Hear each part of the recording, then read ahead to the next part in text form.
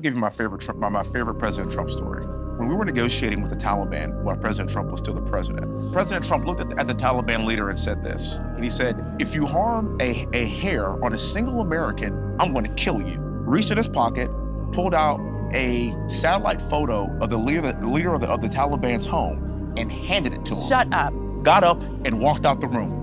Do you know for 18 months not a single American was killed in Afghanistan? You told me in a previous interview that you told the leader of the Taliban you would obliterate him if he dared not to follow every dotted I, crossed T, comma, period. Abdul, I did. Had a conversation, had a number of conversations. And didn't you at one point tell him, I know exactly where you are, and give him the exact coordinates where he was? No, I sent him a picture of his house. He said, but why do you send me a picture of my house? I said, you'll have to figure that one out. I said, if you do anything, we're gonna hit you harder than any country has ever been hit.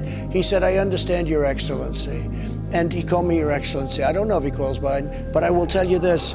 We didn't lose one soldier in 18 months. And by the way, Biden got up and made a speech and he said that. That's the definition of strength. That's what I'm talking about. And so you could imagine that kind of sentiment being around the world. If we have an embassy in another country, no one's going to touch it because they're going to be fearful that they'll get a Moab on their head. That's how President Trump rolls. This is the opposite of strength. This is the definition of weakness. And so now we're being feasted upon by other countries when our embassies are there because the Americans aren't going to do anything about it and they don't want us there anyway. But the point of us having an embassy there and the point of us having sovereign American soul is to be able to keep an eye on the world to a certain extent, to have that presence. But you can't have that presence when we have feckless leadership.